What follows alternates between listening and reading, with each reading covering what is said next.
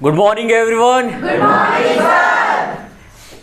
तो आज का जो हमारा टॉपिक है वो है वाद्य यंत्र। आज हम म्यूजिक इंस्ट्रूमेंट के बारे में जानेंगे।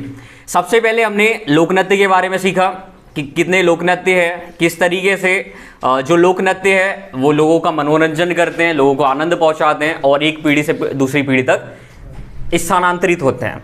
उसके बाद हमने लोक संगीत के बारे में जाना कि आपने देखा होगा इंडिया में हर गली, हर मोहल्ले में, हर गांव में एक अपना लोक संगीत होता है। ठीक है, हर एक जाति का, हर एक समाज का अपना लोक संगीत होता है। तो हमने हमारे देश में जितने महत्वपूर्ण लोक संगीत हैं उनके बारे में जाना और डांस, साथ ही साथ म्यूजिक के लिए जो सबसे इम्पॉर्टेंट चीज़ होती है वो होता है वाद्य यंत्र या फिर इंस्ट्रूमेंट। तो आज हम जानेंगे कि जो इंस्ट्रूमेंट है उसको कितने भागों में डिवाइड किया गया है। जैसे आपने देखा होगा तबला जो है उसको अलग तरीके से बजाया जाता है, वो भी वाद्य यंत्र है। साथ ही साथ बांसुरी को अलग तरीके से बजाया जाता है, वो भी वाद्य यंत्र है। वायलिन को अलग तरीके से बजाया जाता है, वो भी क्या है, वाद्य यंत्र है। वीणा वाद्य यंत्र है, पर इनको बजाया अलग अलग तरीके से जाता है। तो हमने क्या किया है, अलग अलग तरीके से बजाने के कारण इनको हमने 5 कैटेगरी में डिवाइड किया है। ठीक है, तो वाद्य यंत्र को हम लोगों ने डिवाइड किया है 5 कैटेगरी में। और वाद्य यंत्र को पढ़ने से पहले थोड़ा मोटिवेशन सीख लेते हैं, जान लेते हैं। देखो, जिंदगी में हमें मनहूस नहीं बनना है। मनहूस क्या होते हैं, जो हर एक चीज़ में नेगेटिव चीज़ें ढूंढने लगते हैं। अगर उनसे कोई बात करेगा तो उन्हें लगता है कि ये तो गलत इंसान है। ठीक है, अगर कोई सलाह देता है तो लगता है गलत इंसान है। तो हमें नेगेटिव नहीं बनना है, हर एक चीज़ में पॉजिटिव। और हमें ज़िंदगी ऐसी जीनी है कि हमें हर एक मोमेंट में खुशी मिले। ठीक है, तो आज का जो गज़ल है, एक मोटिवेशन गज़ल है कि खुद को इतना भी मत बचाया कर, खुद को इतना भी मत बचाया कर, चारिशे हो तो भीग जाया कर। काम ले कुछ हसीन ओटों से, बातों बातों में मुस्कुराया कर। चांद लेकर चांद लाकर कोई नहीं देगा तुझे, अपने चेहरे से जगमगाया कर। धूप मायूस लौट जाती है, छत पे कपड़े सुखाने जाया कर। और कौन कहता है तुझसे दिल मिलाने को, कम से कम हाथ मिलाया कर।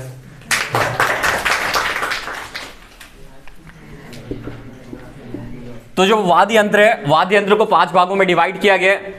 जैसे आप लोगों ने बैंड देखा होगा, बैंड को कैसे किया जाता है, बैंड को प्यार से उसे फूका जाता है क्या, नहीं, क्या करते हैं, उसको पीटते हैं। जितनी ताकत होती है उतना पीटते हैं।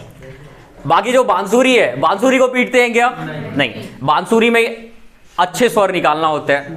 वायलिन में सांस की जरूरत है क्या, या पीटने की जरूरत है क्या, नहीं, उसमें क्या करना है, आपको हाथों से जो छड़ी है उसको आगे पीछे करना है। समझ आ रहा है। उसके बाद मंजीरा होता है, मंजीरा में क्या करना है, ट्यूनिंग वगैरह होती है क्या, उसमें कुछ नहीं, मतलब आपको बजाना है बस। ठीक है, तो महत्वपूर्ण वाद्य यंत्रों में सबसे पहले पढ़ेंगे हम अवनद के बारे में। अभी थोड़ा समझ लो, उसके बाद मैं लिखाऊंगा।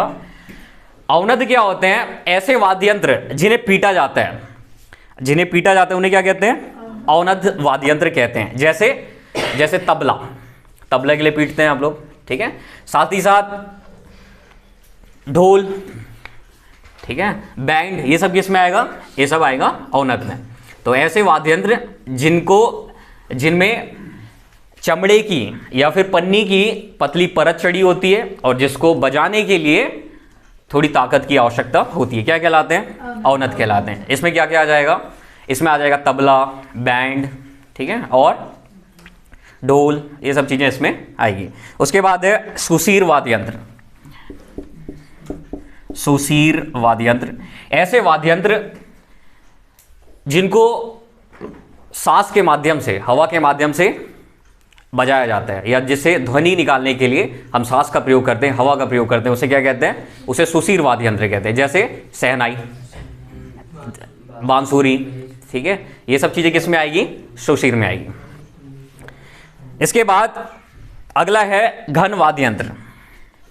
घन वाद्य यंत्र, घन वाद्य यंत्र क्या होते हैं, ऐसे वाद्य यंत्र जिनमें ट्यूनिंग की आवश्यकता नहीं होती है। ट्यूनिंग मतलब आपको मैच करना है, किसी चीज के साथ मैच करना है, वो सब चीजों की इसमें आवश्यकता नहीं होती। जैसे सुसीर में क्या करना है, आपको एक लयबद्ध तरीके से बजाना है उसको, आप कुछ भी बजा सकते हैं क्या? नहीं।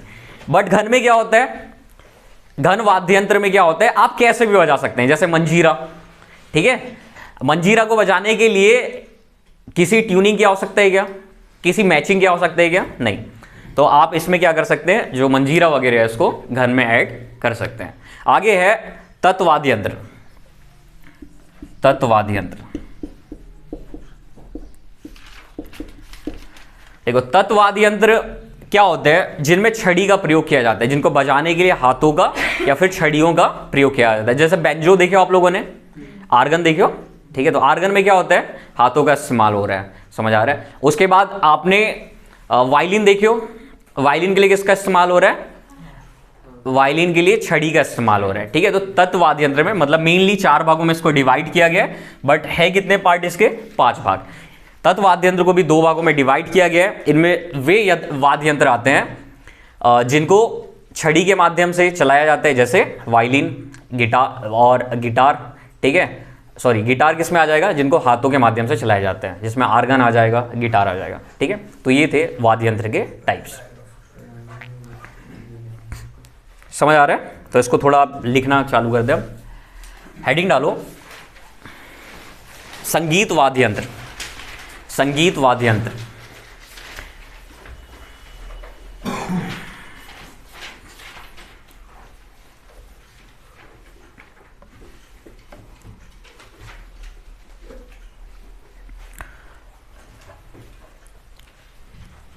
इसमें लिख रहा संगीत,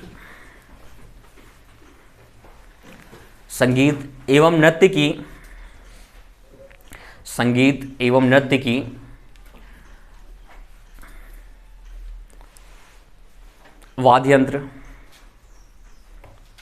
संगीत एवं नृत्य की वाद्य यंत्र आत्मा होती है, आत्मा होती है। संगीत एवं नृत्य की, नृत्य की या का वाद्य यंत्र आत्मा होती है, जिनके बिना या जिनके अभाव में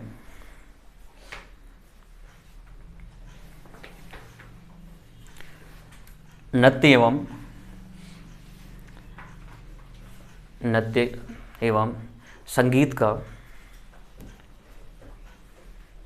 नृत्य एवं संगीत का किया जाना लगभग असंभव है, का किया जाना लगभग असंभव है।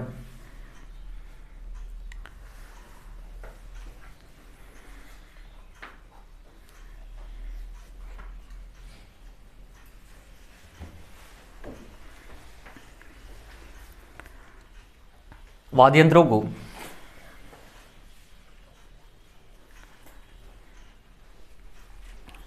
प्रयोग किए जाने वाली, वाद्य यंत्रों को प्रयोग किए जाने वाली विधि के अनुसार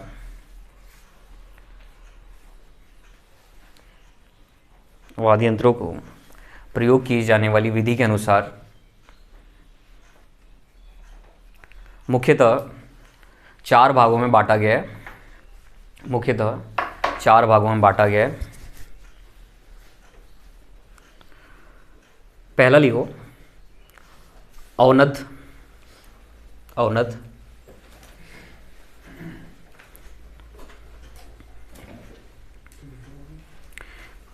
इन वाद्य यंत्रों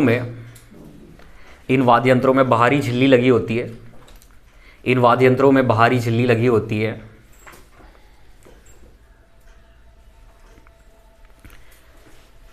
जिनसे ध्वनि निकालने के लिए, जिनसे ध्वनि निकालने के लिए इन पर आघात किया जाता है। आघात का मतलब क्या होता है, मारना, प्रहार करना, मारना। तो इनसे ध्वनि निकालने के लिए इन पर आघात किया जाता है।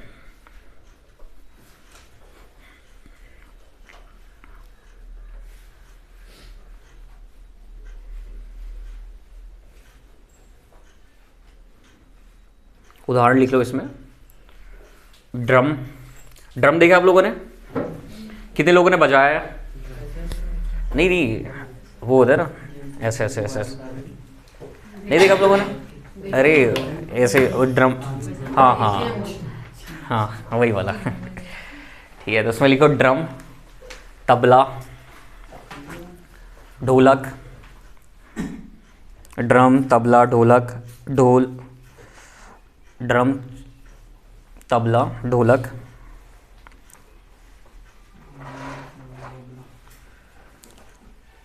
मृदंग, मृदंग, मृदंग, मृदंग। देखो ये भी कैसे होता है, ये भी तबला जैसे ही होता है, बट इसका इस्तेमाल कहाँ पर किया जाता है मृदंग का? मृदंग का इस्तेमाल करते हैं कर्नाटक शैली में, ठीक है। जैसे हाँ हाँ, थोड़ा लंबा सा होता है, बुंदेलखंड क्षेत्रों में भी इसको बजाया जाता है, ठीक है। तो मृदंग का इस्तेमाल ज़्यादातर कहाँ पर करते हैं? कर्नाटक शैली में। कर्नाटक शैली का मतलब क्या होता है? संगीत की ऐसी शैली जिसका जन्म कहाँ पर हुआ है? दक्षिण भारत में हुआ है, उसे क्या कहते हैं? उसे कहते हैं कर्नाटक शैली। संगीत की ऐसी शैली जिसका उदय उत्तर भारत में हुआ है, उसे क्या कहते हैं? उसे कहते हैं हिंदुस्तान शैली, ठीक है। तो हिंदुस्तान शैली में किसका इस्तेमाल करते हैं? तबला का इस्तेमाल करते हैं। और कर्नाटक शैली में किसका इस्तेमाल करते हैं? मृदंग का इस्तेमाल करते हैं, ठीक है। तो यही डिफरेंस होता है। आगे लिखो, सुशीर वाद्य यंत्र। सुशीर वाद्य यंत्र, इसमें इनमें सभी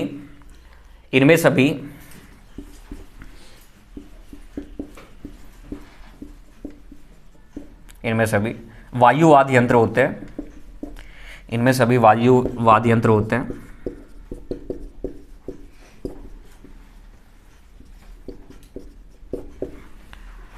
जिनमें या जिनसे ध्वनि निकालने के लिए वायु का प्रयोग किया जाता है।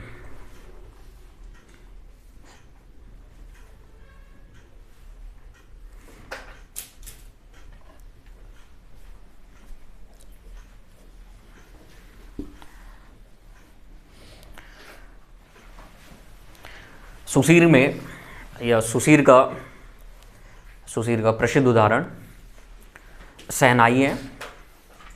सुशीर का प्रसिद्ध उदाहरण शहनाई है। शहनाई कहाँ बजाते हैं? शादियों में बजाते हैं।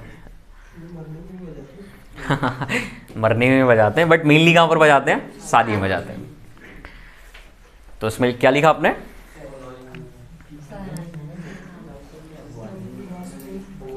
प्रसिद्ध उदाहरण शहनाई है, जिसके प्रसिद्ध कलाकार उस्ताद बिस्मिल्लाह खान हैं। जिसके प्रसिद्ध कलाकार उस्ताद बिस्मिल्लाह खान हैं।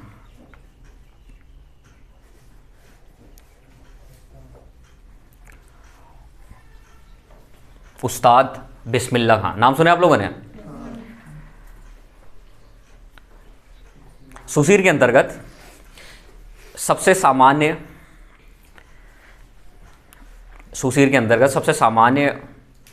उदाहरण बांसुरी है। जिसे हर घर में बजाया जाता है।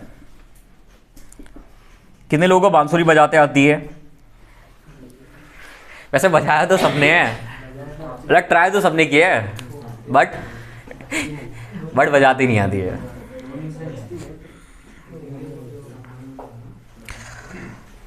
देखो इसमें लिखना बांसुरी, इसी में लिखो आगे। बांसुरी की लोकप्रियता का कारण भगवान कृष्ण द्वारा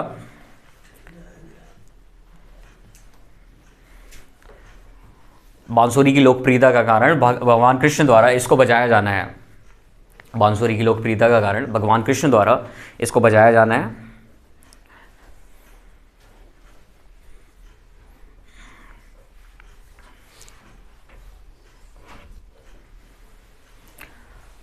भारत के प्रसिद्ध बांसुरी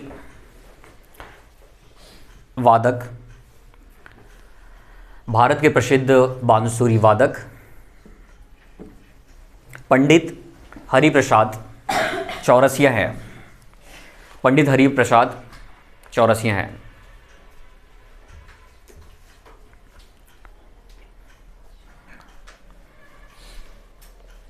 बस तो हम लोगों ने क्या पढ़ा सुसीर के बारे में, ऐसे वाद्य यंत्र जिनका प्रयोग करने के लिए, जिनसे संगीत निकालने के लिए, जिनसे ध्वनि निकालने के लिए किसकी जरूरत होती है, वायु की जरूरत होती है, वायु की आवश्यकता होती है, उसे क्या कहते हैं, उसे सुसीर वाद्य यंत्र कहते हैं। सुसीर वाद्य यंत्र में जो प्रसिद्ध उदाहरण है वो है शहनाई और बांसुरी। शहनाई और बांसुरी। देखो शहनाई कब बजाई जाती है, मेनली शादी में बजाई जाती है, और इसके प्रसिद्ध कलाकार का नाम क्या है, उस्ताद बिस्मिल्लाह खां। अगर आपसे एग्जाम में पूछे कि उस्ताद बिस्मिल्लाह खां का संबंध निम्नलिखित में से किससे है, जैसे आपको 4 ऑप्शन दे दिया, बांसुरी, तबला, मृदंग और शहनाई, तो इसका राइट आंसर क्या होगा, शहनाई। इसके बाद हमने बात की बांसुरी के बारे में, तो बांसुरी हर घर में लगभग बजाई जाती है, और इसकी लोकप्रियता का कारण क्या है कि इसको भगवान कृष्ण बजाते थे। आपने देखा होगा भगवान कृष्ण की जब आपने कहानियां सुनी होगी, तो वो जब बांसुरी बजाते थे तो क्या होता था, गोपियां रिझ जाती थी उनसे, ठीक है, गोपियां आ जाती थी और पूरी पब्लिक उनके पास आ जाती थी।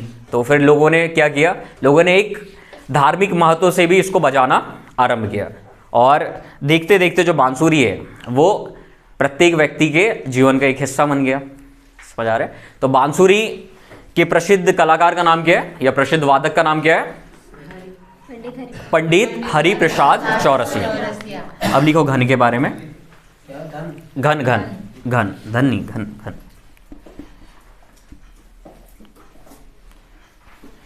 इसमें लिखो ऐसे वाद्य यंत्र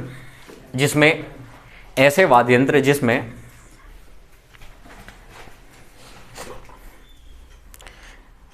किसी प्रकार के, ऐसे वाद्य यंत्र जिसमें किसी प्रकार के ट्यूनिंग की आवश्यकता, ऐसे वाद्य यंत्र जिसमें किसी प्रकार के ट्यूनिंग की आवश्यकता नहीं होती है,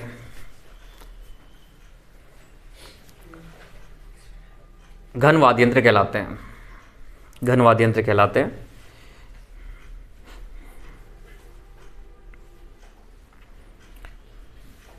इसमें उदाहरण लिख लो, मंजीरा।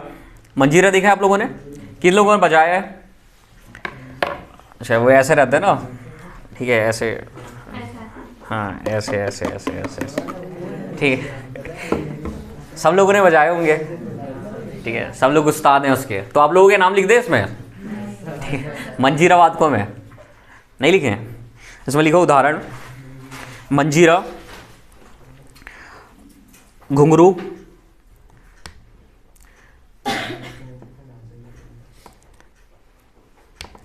घाटम, घाटम,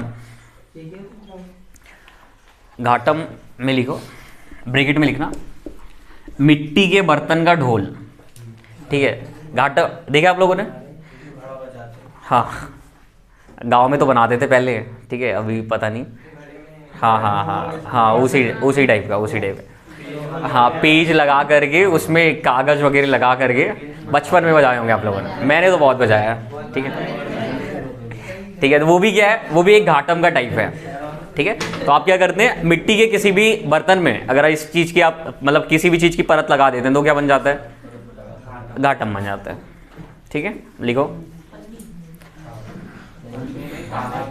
मंजीरा, क्या क्या लिखे हो इसमें एग्जाम्पल में, मंजीरा, घुंघरू, घाटम। घाटम में ब्रैकेट में लिखना मिट्टी के बर्तन का ढोल। उसके बाद लिखो मंजीरा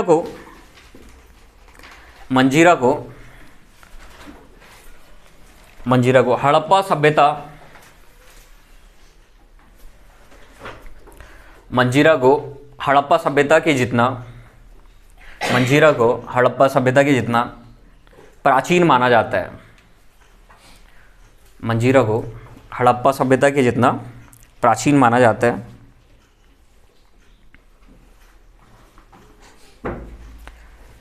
इन वाद्य यंत्रों का प्रयोग सहायक, इन वाद्य यंत्रों का प्रयोग सहायक के तौर पर किया जाता है। ऐसा कौन सा डांस देखा आप लोगों ने, या फिर ऐसा कौन सा म्यूजिक देखा है आपने जिसमें सिर्फ और सिर्फ मतलब मंजीरा बजा रहे हैं और गा लिया जाएगा, ऐसा कभी होता है क्या? नहीं। मतलब मंजीरा का इस्तेमाल का क्यों करते हैं? एक सहायक के तौर पर, ठीक है। मुख्य वाद्य यंत्र साधारण तौर पर ये नहीं होते हैं, ये अन्य वाद्य यंत्रों की क्या करते हैं? सहायता करते हैं। समझ आ रहा है? बट ढोल से पूरा पूरा संगीत बज सकते हैं, बिल्कुल बज सकते हैं। शहनाई से बज सकते हैं, शहनाई में डांस भी हो सकते हैं, बांसुरी में हो सकता है, बट इसमें हो सकता है क्या? नहीं। इसका इस्तेमाल किस लिए करेंगे? घन का इस्तेमाल सहायक वाद्य यंत्र के तौर पर इसका इस्तेमाल करेंगे। इसमें एग्जाम्पल क्या क्या लिखे हमने? इसमें एग्जाम्पल लिखा हमने मंजीरा और घुंघरू और घाटम, ठीक है। इसमें और एक एग्जाम्पल लिख लो, करताल। करताल, बस। घाटम तो वही बताया हमने, ठीक है। आगे लिखो, हेडिंग डालो, तत्वाद्य यंत्र। तत्वाद्य यंत्र, तत्वाद्य यंत्र। यह स्ट्रिंग का मतलब क्या होता है? तार या फिर रस्सी जो होती है उन्हें क्या कहते हैं? स्ट्रिंग कहते हैं। यह स्ट्रिंग वाद्य यंत्र होते हैं। इसमें लिख लेना ब्रैकेट में, धागा या तार। यह स्ट्रिंग वाद्य यंत्र होते हैं। ब्रैकेट में क्या लिखना है? धागा या तार, धागा ऑब्लिक तार। यह स्ट्रिंग वाद्य यंत्र होते हैं। इसकी ध्वनि में हाथ से बदलाव किया जा सकता है। इसकी ध्वनि में हाथ से बदलाव किया जा सकता है।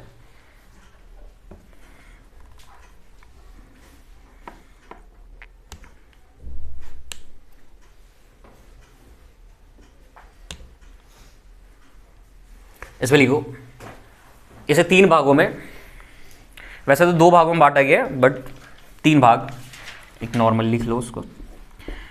तत्वाद्य यंत्र को 3 भागों में बांटा गया है।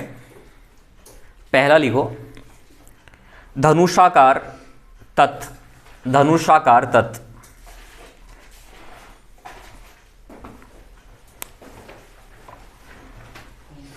धनुष देखा आप लोगों ने? धनुष क्या होता है? देखो ऐसा रहता है धनुष, ऐसा, ऐसे ही रहता है ना। यहाँ रस्सी रहती है, यहाँ ऐसे बाढ़ रहता है, ठीक है। ये थोड़ा ज़्यादा हो गया।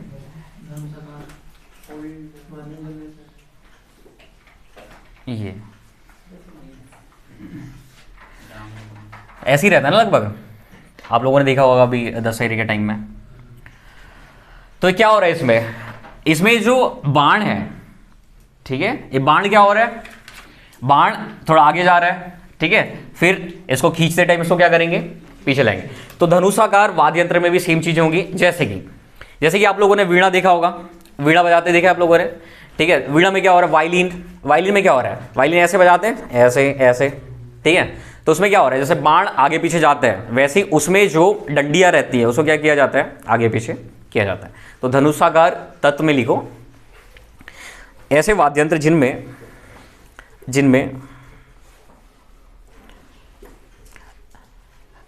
ऐसे वाद्य यंत्र जिनमें ध्वनि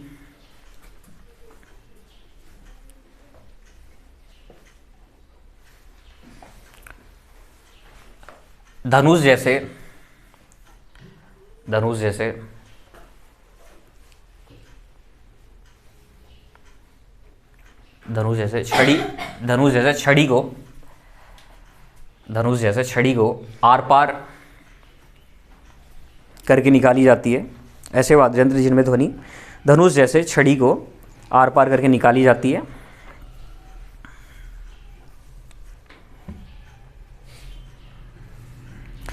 इसमें एग्जाम्पल लिख लो, सारंगी,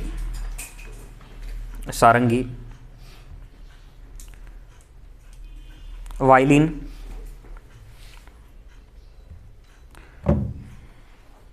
सारंगी, वायलिन। एक मिनट ना,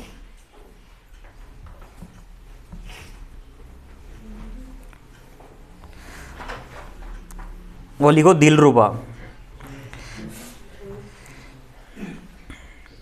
दिलरुबा, ऑब्लिक एसराज, दिलरुबा ऑब्लिक ऐशराज। दिलरुबा देखा आप लोगों ने? दिलरुबा का मतलब वो नहीं है जो आप लोग सोच रहे हैं, ठीक है। दिलरुबा क्या है? एक वाद्य यंत्र है, एक बजाने वाला यंत्र है। मैं आप लोगों को इमेज दिखा देता हूँ इसका, नहीं तो आप लोग कुछ और ही सोच रहे हैं, पता चल रहा है। सोच भी लिए होगे ना आप लोगों ने तो अभी तक, ठीक है। तो दिलरुबा का मतलब क्या है? दिलरुबा एक वाद्य यंत्र है, ऐसे दिखता है दिलरुबा। इसको मैं थोड़ा बड़ा कर देता हूँ। हाँ, दिलरुबा ऑब्लिक ऐशराज। एक मिनट।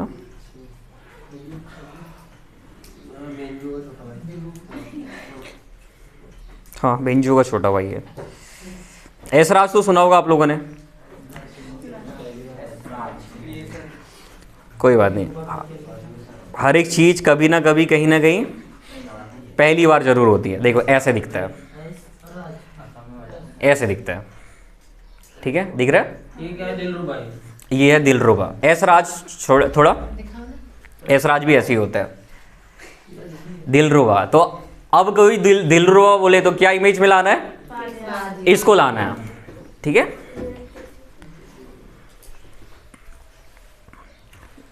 थोड़ा दिलरुबा के बारे में लिख लो। एक तारा भी रावण अवतार भी बहुत सारे। दिलरुबा तार वाला एक वाद्य यंत्र है। यह ऐशराज से थोड़ा बड़ा होता है, यह ऐशराज से थोड़ा बड़ा होता है।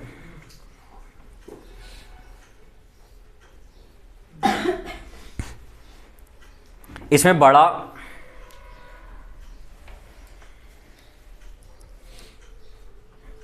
बड़ा और चौकोर, इसमें बड़ा और चौकोर अनुनाद। अनुनाद का मतलब क्या होता है? जहां पर आवाज टकराती है ना, जो जगह होती है उसको क्या कहते हैं? उसे अनुनाद कहते हैं। क्या लिखा आपने? चौकोर। चौकोर अनुनाद बॉक्स होता है, चौकोर अनुनाद बॉक्स होता है।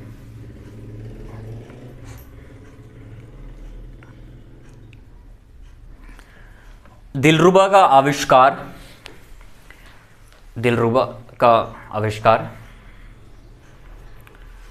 जैसे वीणा का आविष्कार किसने किया? पढ़ेंगे अभी वीणा के बारे में। किसने किया था? खुसरो, अमीर खुसरो ने, ठीक है। तो लिखो इसमें, दिलरुबा का आविष्कार सिखों के 10वें गुरु, दिलरुबा का आविष्कार सिखों के 10वें गुरु गुरु गोविंद सिंह ने किया था। जिन्होंने इसे ताउस ब्रैकेट में लिखना, इसमें प्राचीन वाद्य यंत्र से प्रभावित होकर बनाया था। जिन्होंने इसे ताउस से प्रभावित होकर बनाया था।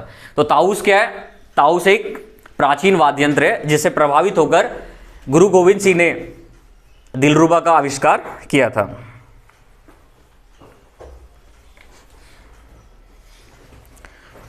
देखो ताउस तो था ही पहले से ही, ठीक है। भारत में पहले से ही ताउस था, तो दिलरुबा बनाने की क्या जरूरत थी? अब ताउस का जो आकार था वो बहुत बड़ा था। बड़ा आकार होने के कारण ताउस को एक जगह से दूसरे जगह लेकर नहीं जाया जा सकता था, इसलिए दिलरुबा बनाया गया।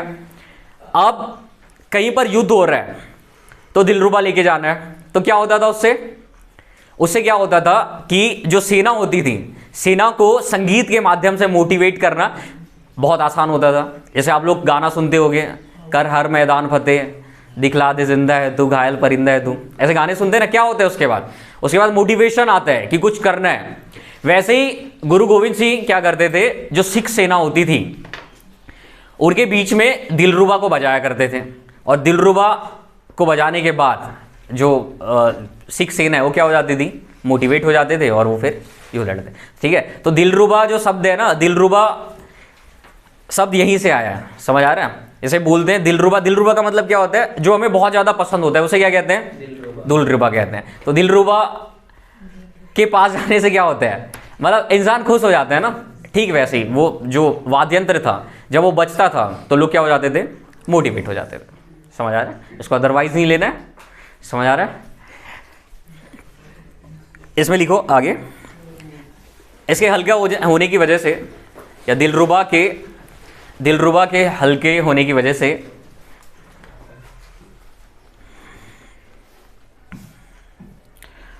सिख सेना इसे आसानी से एक जगह से दूसरी जगह लेकर जा सकती थी।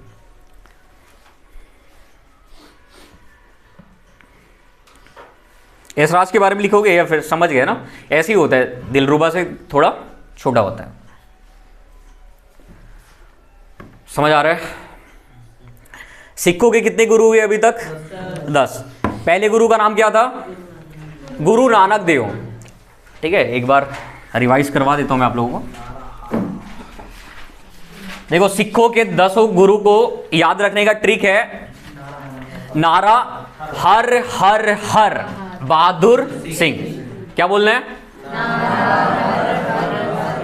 नारा हर हर हर बहादुर सिंह। एक बार बोलो।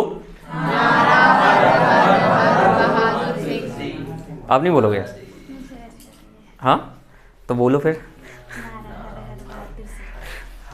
क्या दिक्कत है बोलने में?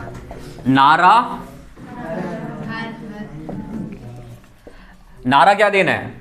हर हर हर बहादुर सिंह। ठीक है, अगर आप ये ट्रिक याद रखते हैं तो आपको सिखों के सभी 10 गुरु के नाम याद हो जाएंगे। एन से याद रखना है गुरु नानक। एन से गुरु नानक। सिख संप्रदाय की जिन्होंने स्थापना किए थे उनका नाम क्या था? गुरु नानक देव। ठीक है, उसके बाद ए से याद रखना है अंगद, गुरु अंगद। ए से याद रखना है अमरदास। एक मिनट, ऐसे आएगा।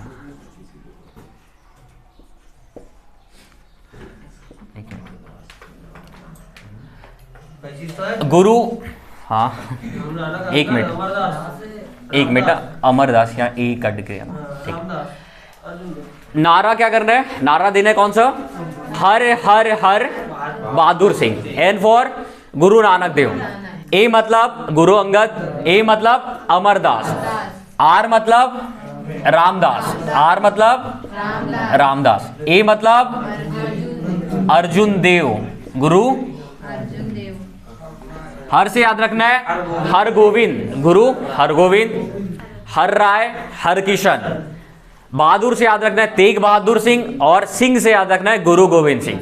ठीक है, एक बार बोलो मेरे साथ। सबसे पहले कौन से गुरु थे?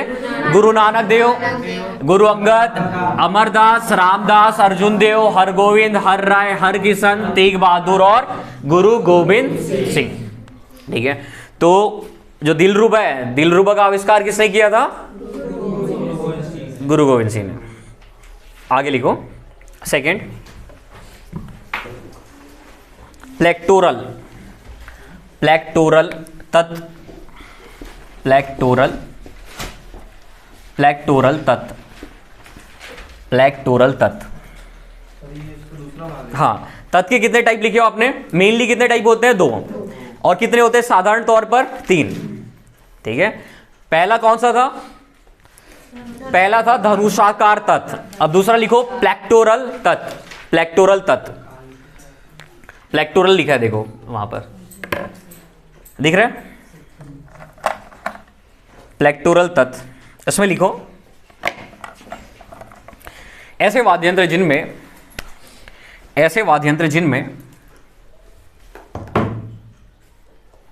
ध्वनि निकालने के लिए, ऐसे वाद्ययंत्र जिनमें ध्वनि निकालने के लिए हाथों की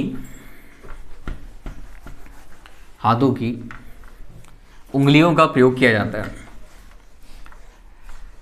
हमने हाथों की उंगली क्यों लिखा है यहां पर? कई लोग इमेज बनाने लगते हैं, पैर की भी उंगली हो सकती है। ठीक है, इसलिए मैंने लिखा दिया है। इसमें लिखो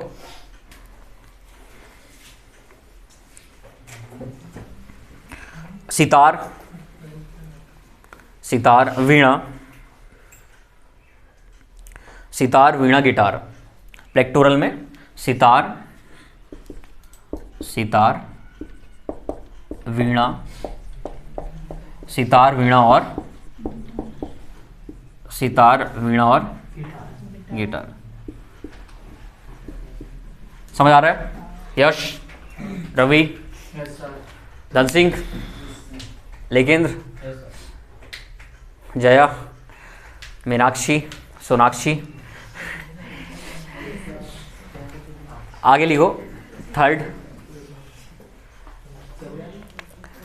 लिख लो। तत्व वाद्यंत्र के टाइप में लिखो अन्य तत्व, अन्य तत्व, अन्य तत्व।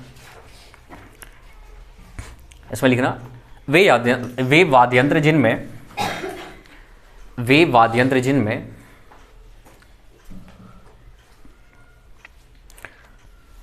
ध्वनि निकालने के लिए, या जिनसे ध्वनि निकालने के लिए, वे वाद्यंत्र जिनसे ध्वनि निकालने के लिए छोटी सी हथौड़ी या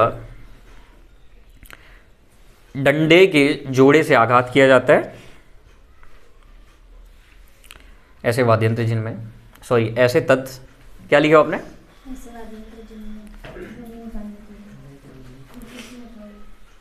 किया जाता कि छोटी हथौड़ी या डंडे के जोड़ों का प्रयोग किया जाता है,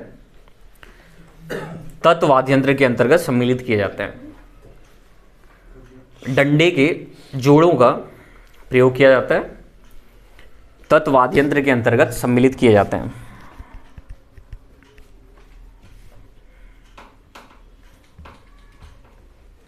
इसमें एग्जाम्पल लिखना। एक मिनट में आपको इमेज दिखा देता हूँ, आप लोगों ने नाम नहीं सुना होगा कभी। गोटू वादम का नाम सुना है आप लोगों ने? नहीं सुना? नहीं। दिखा देते हैं हम आपको।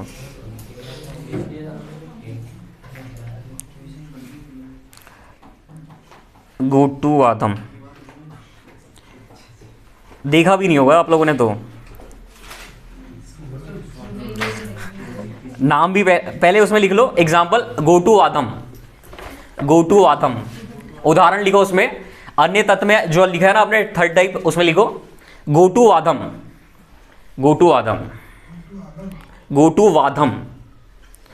एक मिनट में आपको इमेज भी दिखा देता हूं इसका। गोटू वादम ऐसे होता है, ऐसे देखियो। कहाँ देख लिए? वीणा देखे होगा आप लोगों ने। वीणा थोड़ा ऐसे ही मिलता जुलता है थोड़ा सा। सही में देखे हो? अरे वाह। तो ये है गोटू वादम। इसमें लिख लो एक दो लाइन गोटू वादम के बारे में। वो या ताज वाली एक ऐड नहीं आती चाय पत्ती की? हाँ हाँ। उसमें बजा देते हैं। वाह ताज सही।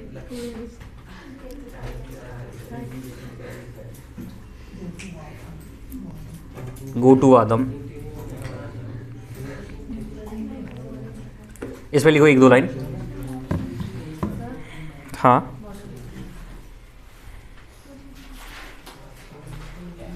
इसमें लिखो या वीणा का, या हाँ और एक एग्जांपल लिखेंगे, वो भी अजीब सा है इसलिए उसमें भी थोड़ा लिखेंगे। यह वीणा का एक प्रकार है जिसका इस्तेमाल या जिसका प्रयोग कर्नाटक संगीत में करते हैं।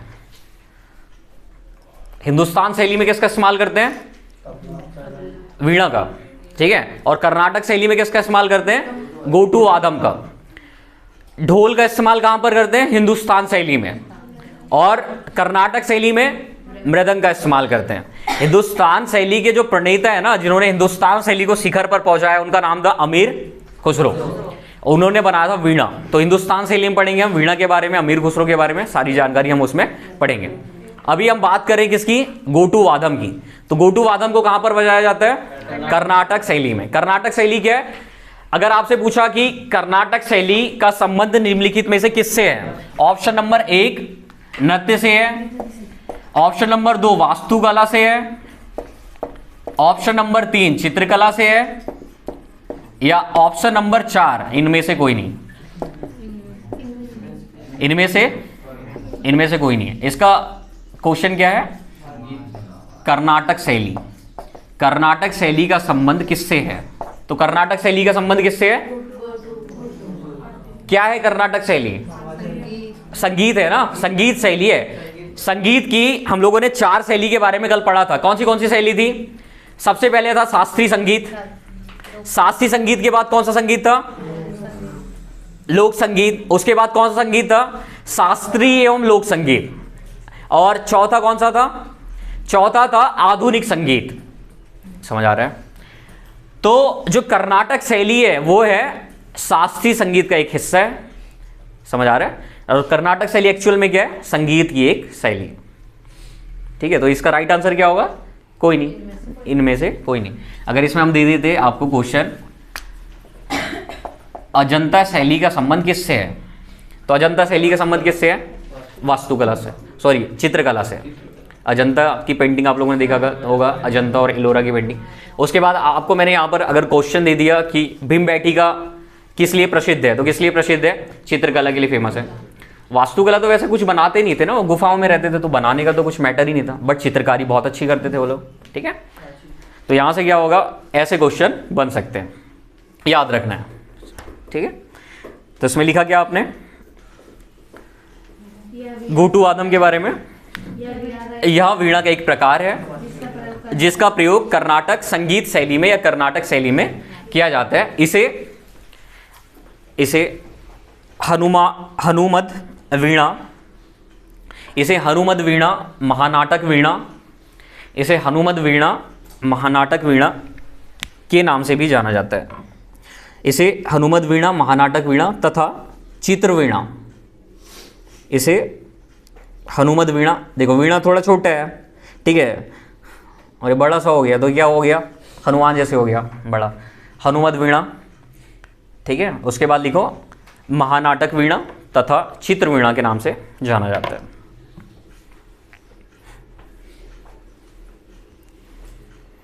सेकंड एग्जांपल लिखो इसे, इसमें स्वर मंडल। स्वर मंडल,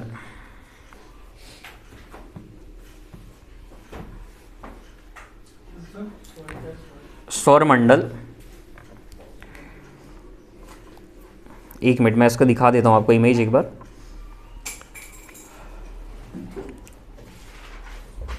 देखा है आप लोगों ने स्वर मंडल क्या होता है? देखियो राजा। हाँ हाँ, लगभग वैसी है, थोड़ा थोड़ा। 2-3 इमेज दिखा देता हूँ आप ताकि क्लियरिटी हो इसमें।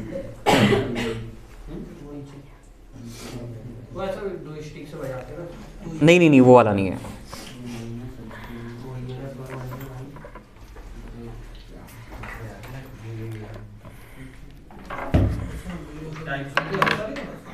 ये देखो ऐसे होता है, दिख रहा है? लकड़ी से बजा रहे हो 2 स्टिक से?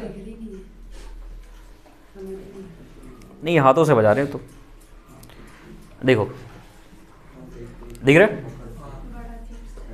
अजीब सा है, आप लोगों ने देखा नहीं इसलिए आपको अजीब सा लग रहा है। अच्छा हाँ, ठीक है। और हाँ, इसमें लिखो 2-3 पॉइंट इसमें सौर मंडल में।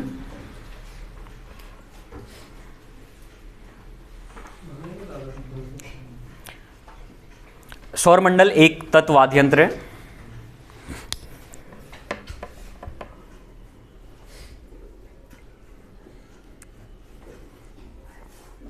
यह पश्चिमी राजस्थान में प्रसिद्ध है।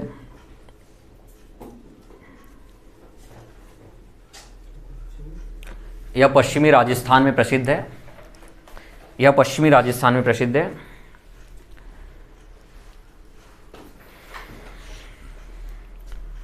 इसे भील जनजाति द्वारा इसे भील जनजाति द्वारा दीपावली के अवसर पर बजाया जाता है। इसे भील जनजाति द्वारा दीपावली के अवसर पर बजाया जाता है।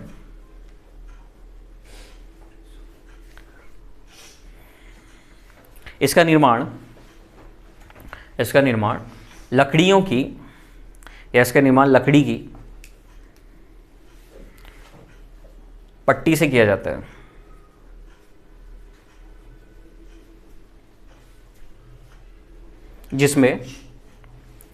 जिसमें धातु के तार समानांतर क्रम में लगे होते हैं। इसमें धातु के तार समानांतर क्रम में लगे रहते हैं। प्राचीन समय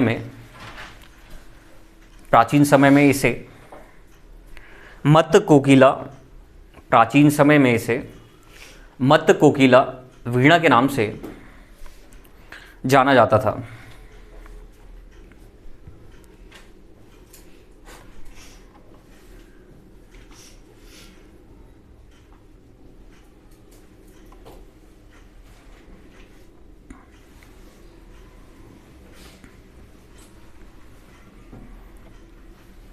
इसके बाद अन्य वाद्य यंत्र में लिखो। हो गया? नहीं तो तत् में लिखे थे ना, हमने तत् के अन्य वाद्य यंत्र में लिखे थे।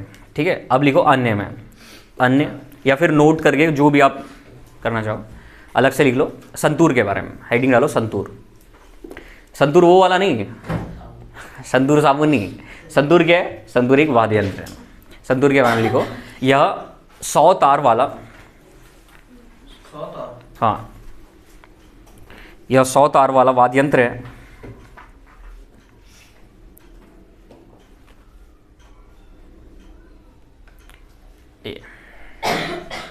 छोटा भी तो आता है। छोटा भी आता है। यह जम्मू कश्मीर का, यह जम्मू कश्मीर से संबंधित जो भी लिखना है आपको, यह जम्मू कश्मीर का प्राचीन वाद्य यंत्र है।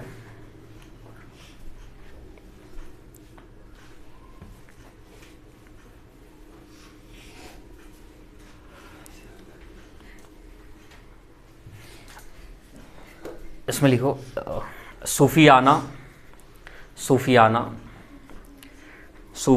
कलाम संगीत के साथ, सूफियाना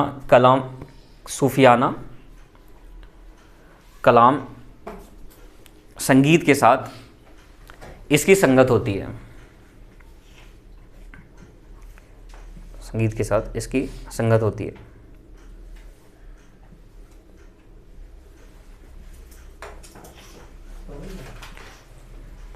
ठीक है, तो यहाँ से हमारा जो वाद्य यंत्र है वो समाप्त हो जाता है। एक बार रिवाइज कर लेते हैं।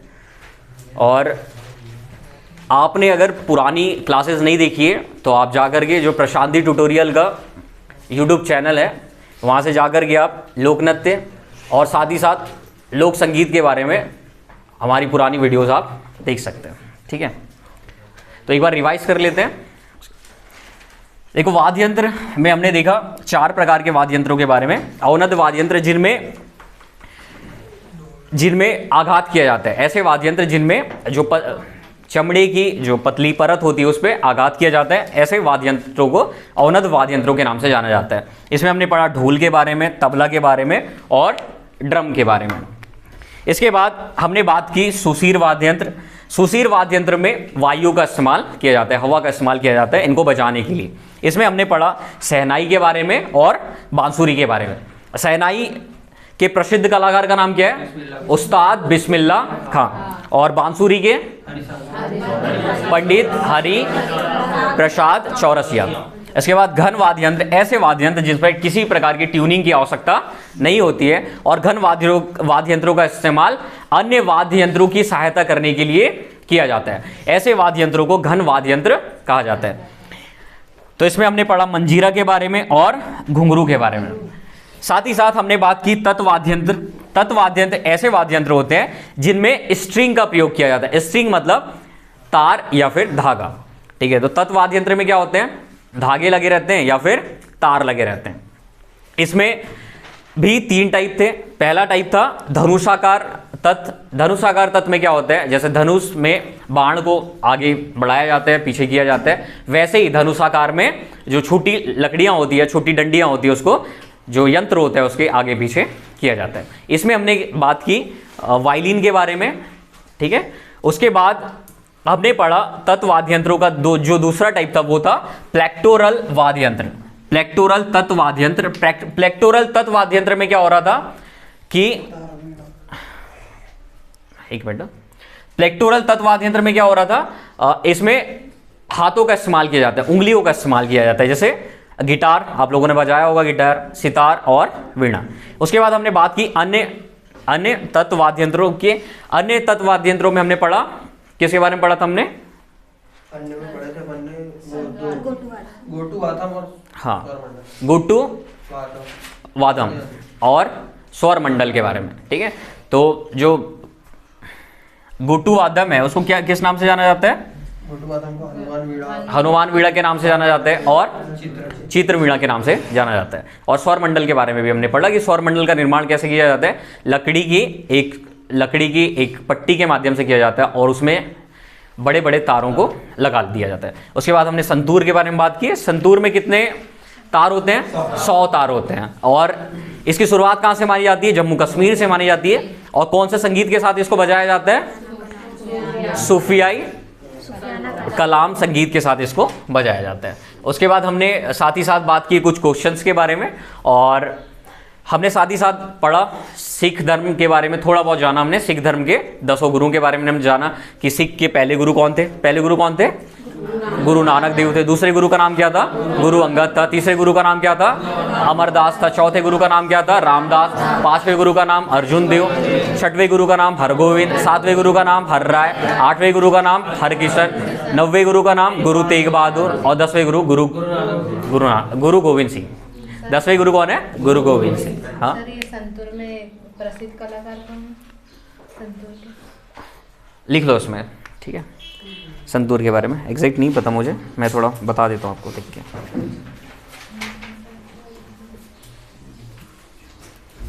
शिव कुमार शर्मा, पंडित शिव कुमार शर्मा।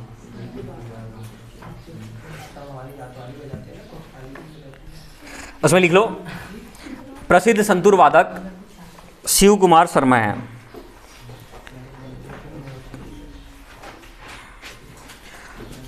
प्रसिद्ध संतूर वादक पंडित शिव कुमार शर्मा हैं।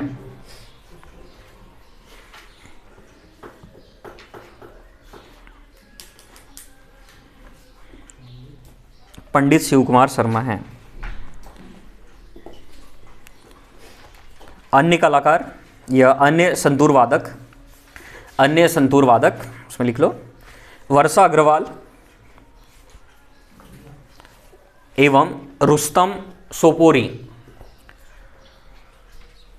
वर्षा अग्रवाल एवं रुस्तम सोपोरी।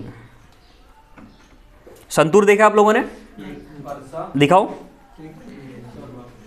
वर्षा अग्रवाल और रुस्तम सोपोरी।